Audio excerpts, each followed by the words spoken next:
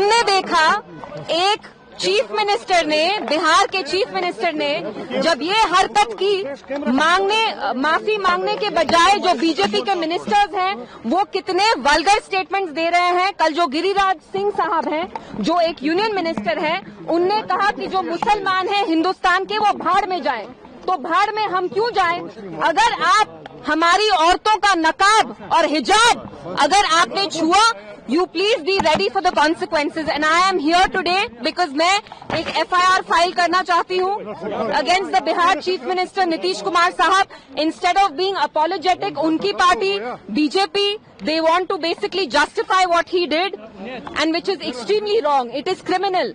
अगर हमने किसी हिंदू बच्ची का खुदा ना खास्ता घूंघट उठाया होता तो आप मुझे बताइए कंट्री में अभी क्या माहौल होता। इसलिए मैं यहाँ आई हूँ, हम थाने तक जाएंगे, Kothibagh police station, where we'll be filing an FIR against the Chief Minister of Bihar. तो इससे पहले आप जो है डायरेक्टर सेक्रेटरी के खिलाफ FIR लॉन्च किया था, मतलब उसके बाद जो है उसका प्रोसीजर जो है कोर्ट में जा सकता है। देखिए ये पुलिस तक है, लेकिन हमें अपना काम करना है। And what is most troubling is जो जम्मू कश्मीर के चीफ मिनिस्टर हैं ओमर अब्दुल्ला साहब, हिंदुस्तान में इस वक्त एक ही मुसलमान चीफ मिनिस्टर है of the only Muslim majority state.